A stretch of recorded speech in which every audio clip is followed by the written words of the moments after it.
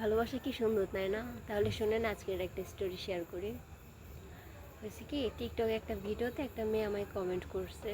মানে একটা ভিডিওতে এমন একটা কমেন্ট করছে যেটার রিপ্লাই দিতে আমি বাধ্য। দেন রিপ্লাই দিছি। রিপ্লাই দেওয়ার পর সে আবার রিপ্লাই দিল। এমনভাবে রিপ্লাই দিল যে, আপু প্লিজ প্লিজ একটু ইনবক্সে আসেন, আপনার সাথে একটু ইম্পর্টেন্ট কথা আছে। ইনবক্সে গেলাম।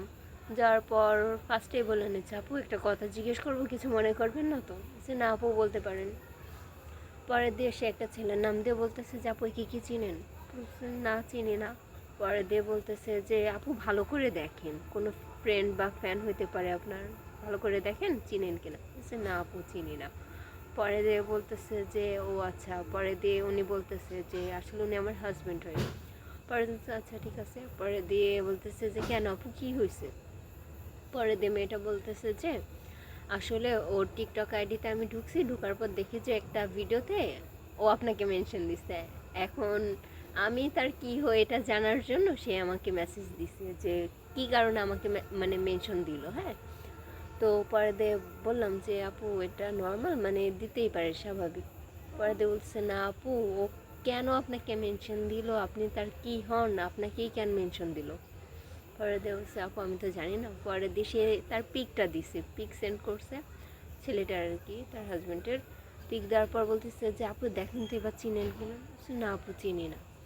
পরে দিয়ে বলতেছে যে আপু কিছু মনে করবেন না, আমি আসলে ওরা অনেক সন্দেহ করি আর অনেক জেলাস ফিল হয়, যদি কোনো মেয়ের সাথে কথা বলে তাহলে আমার অনেক জেলাস ফিল হয়, এই কারণে আর কি।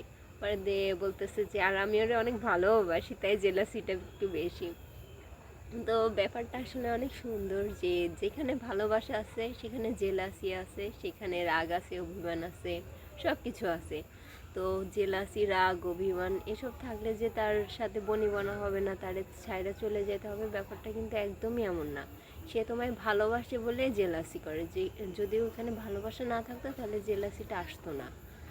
আর অনেকে মনে করে যে ফ্রেন্ডের সাথে বা স্বাভাবিক একটা মেয়ের সাথে ঘুরতেছি তো ঘুরতেই পারি, তার সাথে কথা বলতেই পারি, তুমি গার্লফ্রেন্ডের জায়গায়, সে ফ্রেন্ডের জায়গায়। কিন্তু মানে যারা ভালোবাসে তারা কখনো মানে এটা সহ্য করতে পারে না যে ভাই তুমি আমায় ভালোবাসো, তুমি আমায় সবসময় সময় দেবে, তোমার কেন আমি থাকতে তোমার আরেকটা ফ্রেন্ড লাগবে, মেয়ে ফ্রেন্ড লাগবে, ঘোরার জন্য অন্য একটা মেয়ে ফ্রেন্ড লাগবে বা কথা বলার জন্য লাগবে। মানে মানে এক কথা বলতেছে আর কথা চলে যাচ্ছে, যাই হোক বাদ দেন। আসলে ভালোবাসা সুন্দর। তো এসবের জন্য যে ছাড়াছাড়ি পর্যায়ে চলে যেতে হবে বা তাকে মানে এইটা যে বিচ্ছেদের কারণ হবে, এটা আসলে একদমই কাম্য না বা একদমই উচিত না, ঠিক আছে? যে স্বাভাবিক ভালোবাসা থাকলে জেলাসিটা থাকবে। যেখানে ভালোবাসা আছে সেখানে জেলাসি আছে, সেখানে রাগ, অভিমান সব কিছু আছে। এতটুকুই, বাই বাই।